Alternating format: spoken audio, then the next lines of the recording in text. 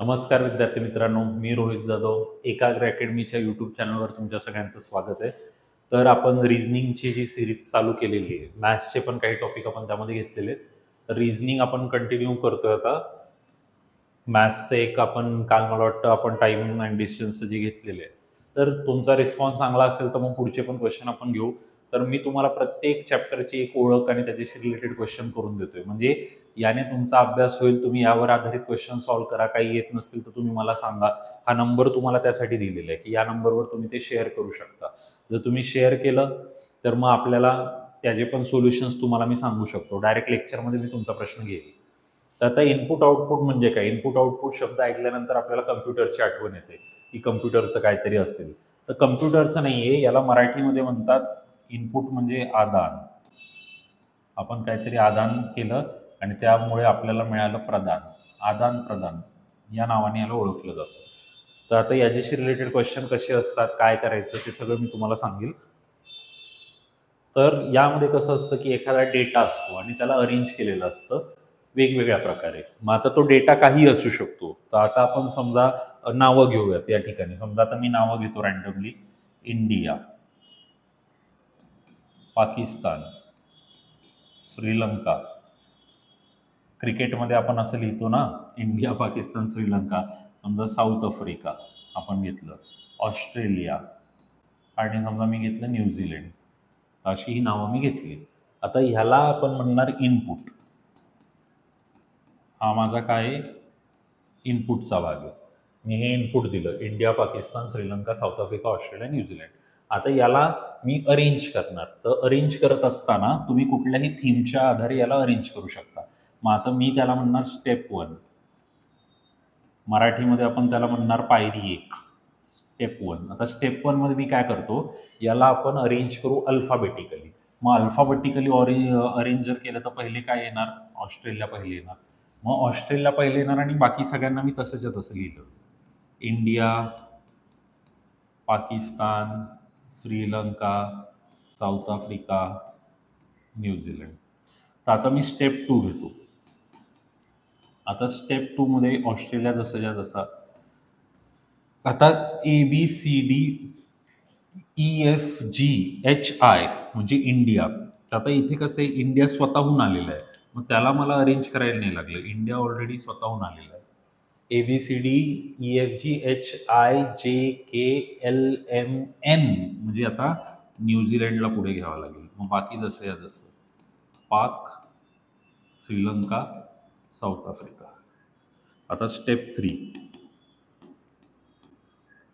Australia आहे, India आहे, New Zealand आहे. आता ABCDEFGHIJKLMNOP तर पाकिस्तान ऑलरेडी आलाय.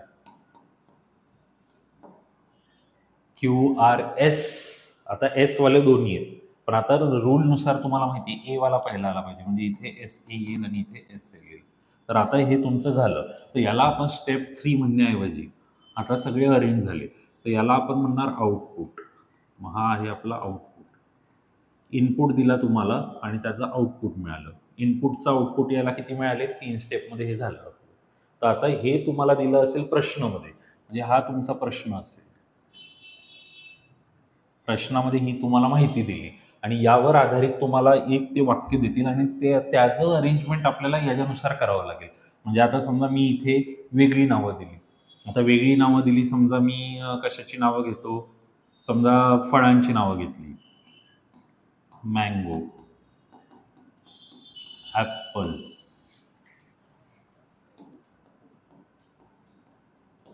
ऑरेंज. अजून तुम्हाला कुठले वाटतायत ती मँगो, ॲपल, ऑरेंज. अजून तुम्हाला बनाना वगैरे जे पण वाटते ते पण घेऊ शकता. Banana, guava. अजून चला लेमन टाकतो मी, लेमन. आता ही नावं टाकली. आता आपल्याला काय म्हणणार की या इनपुटला, आता हे तुम्हाला दिलं परत इनपुट. या इनपुटला वरील माहितीच्या आधारे जर आपल्याला अरेंज करायचं असेल तर किती स्टेपमध्ये हे अरेंज होईल असं तुम्हाला विचारणार. मग हे माझा प्रश्न आहे, मग मी काय करणार आता यामध्ये मी बघणार याला अरेंज करताना अल्फाबेटिकली अरेंज केले, तर याला पण अल्फाबेटिकली अरेंज करायचंय, तर त्याला किती स्टेप लागतील हे मला करावं लागेल. तर आता पहिली स्टेप जी मी घेईल, तर पहिल्या स्टेपमध्ये काय होईल, ऍपल पुढे येईल एच्या हिशोबाने. मग पहिल्या स्टेपमध्ये ऍपल पुढे आला. मग सेकंड स्टेप आपण घेणार, तर त्याच्यामध्ये ऍपल पुढे आल्यावरती 2 नंबरला कोण येईल, मग दुसऱ्या नंबरला बनाना पुढे येईल सेकंड स्टेपला. आता 3 नंबरची जर आपण स्टेप घेतली तर ABCDEFG, मग गुआवा पुढे येईल थर्ड स्टेपला. ABCDEFG HIJKL, मग चौथ्या स्टेपमध्ये एल ला पुढे घ्यावं लागेल. ABGL. एम तो ऑलरेडी स्वतःहून थांबलाय, कारण एलच्या पुढे एम ऑलरेडी येऊन थांबलेलं आहे, त्यामुळे ह्याला आपण नाही घेतलं. मग ABCDEFGHIJKLMNO, मग ओ पण ऑलरेडी आलेला आहे, ओ आपण नाही घेतलाय कारण ओ तर ऑलरेडी त्याच्या पुढे. म्हणजे किती स्टेप लागले, 4 स्टेप. म्हणजे याचा आउटपुट येण्यासाठी किती स्टेप लागतील, 4 स्टेप. मग हे त्याचा आन्सर असेल फायनल, 4 स्टेपमध्ये आउटपुट आलं असं. तर याला इनपुट आउटपुट म्हटलं जातं. मग याच्यामध्ये थीम काही असू शकते. आता मी इथे म्हटलं अल्फाबेटिकल ऑर्डर आहे, मग अल्फाबेटिकल उलट ऑर्डर पण असू शकतं. कधी कधी नंबर्स पण मिक्स असतात. पुढचे प्रश्न बघितल्यावर तुम्हाला हे अजून कळेल. तर इथे मी जस्ट तुम्हाला समजून सांगण्यासाठी 5 मिनिटात हे दाखवलं समोरासमोर. प्रश्न पण तयार करून दाखवला आणि मग त्याचं उत्तर बनवायचं असेल तर कसं करायचं ते पण दाखवलं. चला, आता हा प्रश्न आहे तुमच्या समोर, बघा आता कसं करायचं. वाचा बरं एकदा.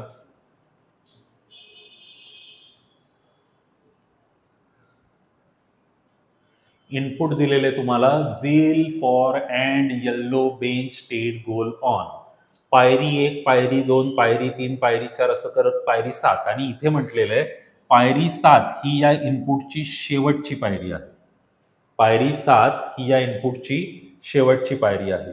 वरील पायऱ्यांमध्ये जो नियम वापरलेला आहे त्याचे पालन करून खालील प्रश्नातील इनपुटच्या उचित पायऱ्या शोधा. मग आता ह्याचं थीम शोधायची आणि याच्या थीमनुसार आपल्याला याला चालवायचे आणि मग याच्या इनपुटची शेवटची पायरी कुठली असेल ते काढायचे. मग आता परत एकदा इथे बघितल्या आपल्याला दिसतंय ABFGOSYZ. ए ने स्टार्ट, झेड नी एंड. म्हणजे इथे काय वापरलेलं आहे, अल्फाबेटिकल ऑर्डर.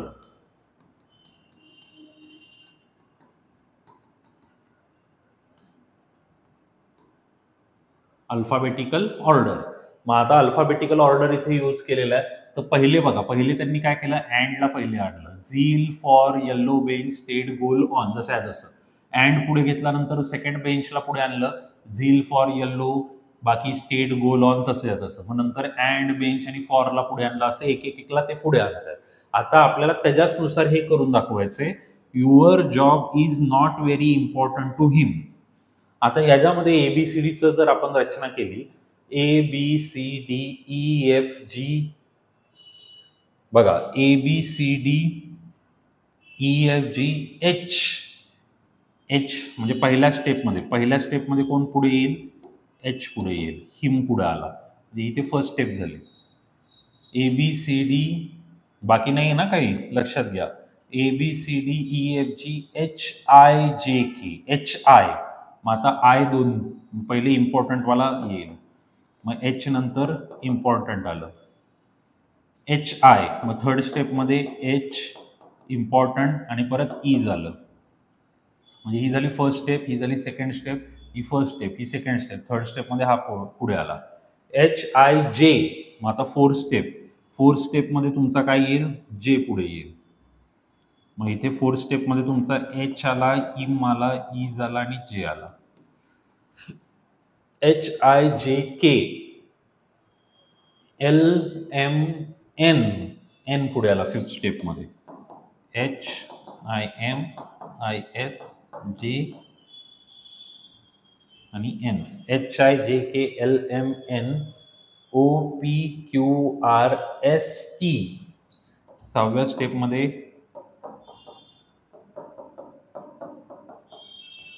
T पुढे आला, STUV.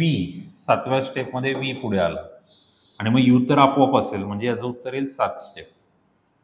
आता इथे मी शॉर्टकटमध्ये केले, मला माहिती आहे तुमच्यापैकी काही मुलांना असं डायरेक्ट शॉर्टकटमध्ये केलेलं कळत नाही, पण आपल्याला जर एक्झाममध्ये टाइम कमी वाया घालवायचा तर ही पद्धत आहे. आणि तुम्हाला तुमच्याकडे टाइम भरपूर आहे, तुम्हाला वाटते नाही, तर मग तुमच्यासाठी दाखवतो आपण, your job is not very important to him. मी हे लिहितो आणि तुम्हाला दाखवतो. Your job is not important to him. हे असे वर्ड्स आहेत आपले. 1 2 3 4 5 6 7 7च आहेत ना, इकडे बघून घ्या. 1 2 3 4 5 6 7 8. काय इथे, your job is not very important to him. Sorry, very लिहिलं नाही. ही इज नॉट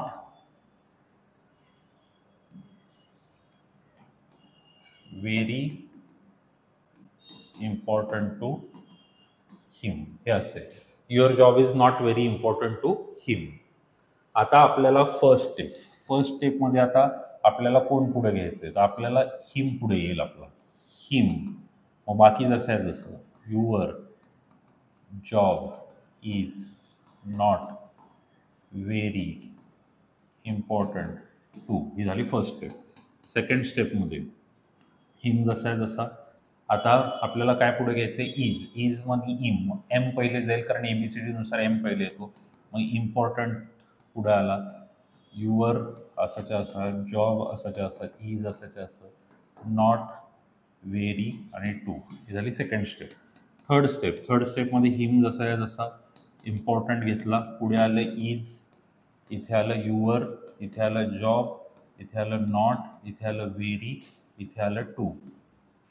आता फोर्थ स्टेप, हिम जसा आहे जसा, इम्पॉर्टंट आला पुढे, इज आला पुढे, आता जॉबला पुढे घ्यायचं आहे. जॉब पुढे आला, युअर जसा आहे जसा, नॉट जसा आहे जसा, व्हेरी आणि टू. फिफ्थ स्टेप, हिम आला, इम्पॉर्टंट आला, इज आला, जॉब आला, नॉट आला पुढे, युअर जसं आहे जसं, व्हेरी आणि टू. सिक्स स्टेपमध्ये हिम आहे, इम्पॉर्टंट आहे, इज आहे, जॉब आहे, नॉट आहे. आता ABCDEFGHIJKLMNOPQRST, ST आणि युअर असाच आणि व्हेरी असं, STUV. सातव्या स्टेपमध्ये him, important, is, job, not, to, very आणि युअर. झालं अरेंज ABCD नुसार. किती स्टेप लागल्या, 7 स्टेप. मग हे आन्सर आहे. आता मला सांगा, एवढं जर मी एक्झाममध्ये करत बसलो, 1 मार्कासाठी प्रश्न आला तर काय फायदा आहे त्याचा? त्यापेक्षा नसतं केलं तर परवडलं असतं, एवढा वेळ वाया घालवला तर. आता राज्यसेवेमध्ये आलं 2.5 मार्कासाठी आहे, तर ठीक आहे, चला थोडासा वेळ वाया घालवला तर चालेल, कारण राज्यसेवेमध्ये क्वालिफाईंग आहे. तिथे काय जास्त मार्क नाही मिळवायचे, 66 मिळवलं तरी चालतं, तिथे ठीक आहे. पण कंबाईनमध्ये एवढा टाइमपास नाही करू शकत. उत्तर तर तेच आले दोन्ही साईडनी केल्यावर. आणि इथे डोकं काय वापरायचं होतं, किती आहेत वर्ड, 1 2 3 4 5 6 7 8 वर्ड आहेत. तर 8 वर्डला अरेंज करायला 9 स्टेप तर कधी लागणार नाही, कारण वर्डच 8 आहेत, 9 स्टेप कशा लागतील. आणि 8 वर्डला अरेंज करायला 8 स्टेप पण नाही लागणार. कसं काय, कारण आपण 7ला अरेंज केलं तर 8वा आपोआप अरेंज होईल. हे पण एक कॉमन सेन्स आहे. म्हणजे आपल्यासमोर 2च पर्याय उरतात, 6 किंवा 7. मग काही जण म्हणतील सर पण 8 आहेत तर मग 7 स्टेपमध्ये होईल ना. एक मी बघितलं, कोणतरी युट्यूबवर फसवत होतं, जेवढे असतील त्याच्यापेक्षा 1 वजा करायचा. मग तसं जर बघितलं तर इथं 1 2 3 4 5 6 होते, 6ने 1 वजा केले 5 स्टेप. कुठं 5 स्टेप लागलं, 3 स्टेपमध्ये झाला गेम. तर कधी कधी काय असतं की आता जसं इथे इंडिया ऑलरेडी अरेंज्ड आहे, कधी कधी ऑलरेडी अरेंज जर असेल तर ती स्टेप ग्राह्य धरली जात नाही. त्यामुळे जर तुम्ही कुठे असं चुकीचं शिकत असाल तर कृपया ते बंद करा, चुकीचं शिकणं. कारण नाहीतर तुम्हाला इथेच राहावं लागेल युट्यूबवर कित्येक वर्ष, चुकीचं शिकलात तर. कारण 5च होणार नाही, मग इथेच राहावं लागेल ना फिरत, लेक्चर बघत. मग कसं आहे की इथे आता 1 2 3 4 5 6 7 8 आहेत, तर 8 आहेत तर इथे 7 स्टेप लागल्या. तर मग इथे 8 आहेत तर 7च स्टेप लागतील असं काही नाहीये. जर कधी कधी एखादा स्वतःहून अरेंज झाला तर एखादी स्टेप कमी पण होते, कधी 2 स्टेप पण कमी होतात. पण एवढं नेमकं आहे की 8ला अरेंज करायला 1 कमी म्हणजे 7 स्टेप तर लागणारच. त्यामुळे 8 आणि 9 तर कट झाले, मग 6 आणि 7 होतं. मग आपल्याला सॉल्व्ह करून बघायचंय कुठला आन्सर येतो. सिंपल. तर असं शॉर्टकटने करायचं ना, असं लॉंग कट. तुम्हाला जे आवडते, जे सोपं वाटते ते तुम्ही करू शकता. सेम क्वेश्चन आहे. आता याच्यामध्ये काय, वरील पायऱ्यांमध्ये जो नियम वापरलाय त्याचे पालन करून खालील प्रश्नातील इनपुटच्या उचित पायऱ्या शोधा. एका इनपुटची दुसरी पायरी तुम्हाला दिली आहे. कार डाऊन टेबल, पेन जग, वॉटरफॉल साईन. तर याचे संपूर्ण पुनर्व्यवस्थापन करायला आणखी किती पायऱ्या लागतील? ऑलरेडी दुसरी पायरी दिली, अजून किती पायऱ्या लागतील हे विचारले. तर आता मी याला दुसरी पायरी पकडतो. तर ही सेकंड आहे. तर त्यांनी कार आणि डाऊन, सी आणि डी ला अरेंज करून दिलंय. A B C D E F भेटला, एफ ला पुढे आणलं, तिसरी पायरी. E F G H I J, चौथी पायरी. H I J K L M N O P, पाचवी पायरी. पी क्यू आर एस, सहावी पायरी. एस नंतर टी आणि वॉटर हे ऑलरेडी आलेले आहेत.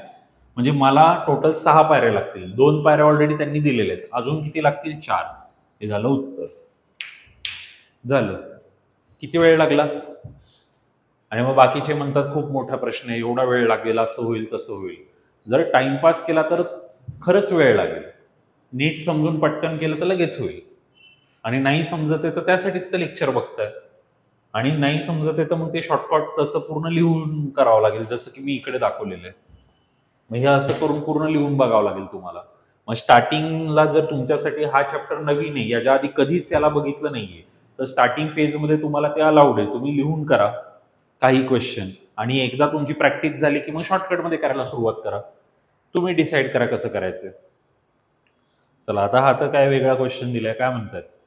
इनपुट दिले 48, 245, 182, 2699 आणि काय म्हटले, याचं अंतिम व्यवस्थापन आहे तथा चरण 5 ह्याचा अंतिम इनपुटचा अंतिम चरण आहे. म्हणजे हे अंतिम चरण आहे.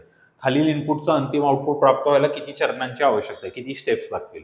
आता इथे काय केलेलं आहे बघा, 48, 245, 182. आता पहिले त्यांनी काय केलं, 542 ला पुढे घेतलं, बाकी 48 हे बाकीचे जसे लिहिलेले आहेत त्यांनी. दुसऱ्या स्टेपमध्ये गेम केलाय. आता 542 ला ठेवलं, 26 ला पुढे घेतलं. का 26 ला का घेतला अचानक? सगळ्यात छोटा नंबर म्हणून 26 ला घेतलं, बाकीचे जसे लिहिले. परत काय केलं, 542 घेतला, 26 तसाच ठेवला, 378 घेतला. मग परत 542, 26, 378, 48. 542, 26, 378, 48, 297, 99, 245, 182. म्हणजे काय सिरीज आहे? मोठा लहान, मोठा लहान, मोठा लहान, अशी सिरीज त्यांनी घेतलेली. मग आपल्याला आता जे इनपुट दिलेले 39. आता पहिले मी काय करतो, या संख्येना लिहून घेतो क्रमाने. तर सगळ्यात छोटा याच्यामध्ये कोण आहे? 29 सगळ्यात छोटा आहे पहिला. 2 नंबरला कोण आहे? 39. त्यानंतर कोण आहे? 72. त्यानंतर कोण आहे? 88. त्यानंतर कोण आहे? 162. परत कोण दिसते? 386 आणि 450. 1 2 3 4 5 6 7. 1 2 3 4 5 6 7.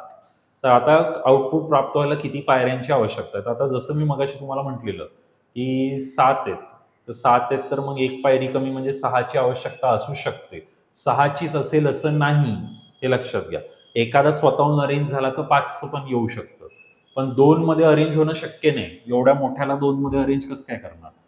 बघूयात आता काय होतंय. आता नियमानुसार सगळ्यात पहिले मोठा जाईल, म्हणजे फर्स्ट स्टेपमध्ये कोण जाईल पुढं? 450 पुढे जाईल, आणि बाकी असंच्या असं लिहिलं जाईल जे पण आहे ते. तर 450 गेला फर्स्ट स्टेपमध्ये.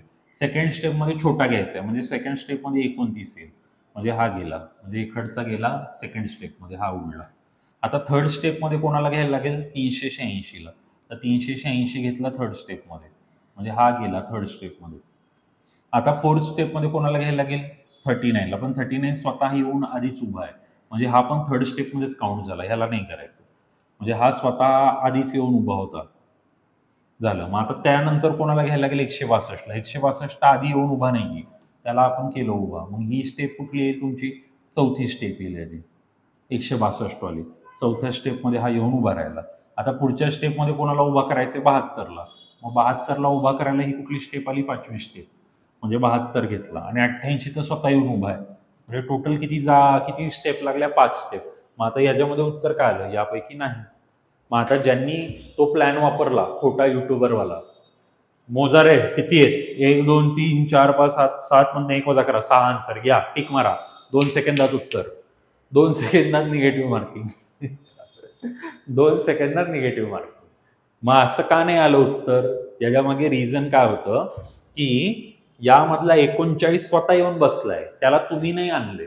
मग तो स्वतःहून अरेंज झालाय, तर ती स्टेप तुम्ही काउंट नाही करू शकत. स्वतःहून अरेंज झाला म्हणजे मग ती स्टेप काउंट नाही झाली, म्हणून एक स्टेप यातनं कमी होऊन 5 स्टेप आल्या, 6 स्टेप नाही आल्या. बघून घ्या. रोज व्हिडिओ फॉलो केले तर असे नवनवीन टॉपिक शिकायला मिळतील, याच्या आधी कधी शिकलेले नसतील.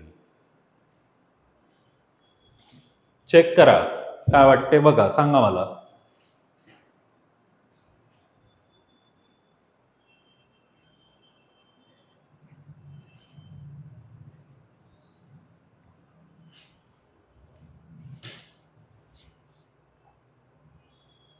आता इथे तसाच एक प्रश्न दिलाय, काय म्हणतात, जर एका इनपुटचा दुसरा चरण खालीलप्रमाणे असेल तर त्याचा चौथा चरण कोणता?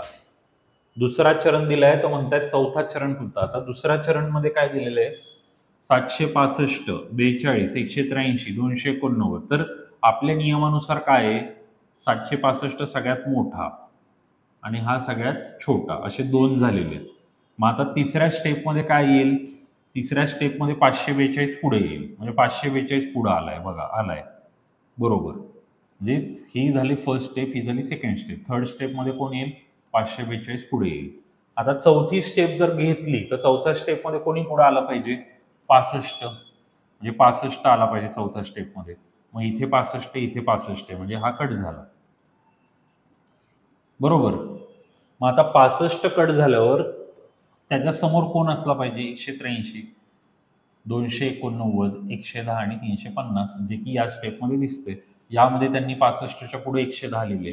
हे त्यांनी काय केलं? पूर्ण अरेंज करायचंच तयारी थोडंसं चेंज केलं, पण ही लाईन जशी आहे जशी आहे, म्हणजे मागच्या ह्याच्यात जसं सांगितलेलं मोठा लहान घ्यायचं, तर ते याला मॅच करतं. तर अशा प्रकारे इनपुट आउटपुटमध्ये अजून भरपूर क्वेश्चन आहेत. आता ह्यामध्ये वेगळं लॉजिक आहे, यामध्ये वेगळं लॉजिक आहे. तर तुम्हाला हे क्वेश्चन्स हवे असतील तर आपण नेक्स्ट एखाद्या लेक्चरमध्ये हे कव्हर करू. बघा, तुमच्यावर डिपेंड आहे, तुम्हाला पाहिजे तर सांगा तुम्ही. हे एक्स्ट्राचे क्वेश्चन्स आपण नेक्स्ट लेक्चरमध्ये करू. याच्यामध्ये अजून बाकीचे काही काही क्वेश्चन्स मी घेतलेले. तर आजचं सेशन आवडलं असेल तर सेशनला लाईक जरूर करायचे आणि तुमच्या मित्रांपर्यंत शेअर करायला विसरू नका. जेवढे जास्त लेक्चर तुम्ही शेअर कराल तेवढे जास्तीत जास्त मी तुमच्यासाठी नवनवीन लेक्चर्स घेऊन येईल. याचा पार्ट 2 मी घेऊन येतो. पार्ट 1 तुम्ही नीट बघा.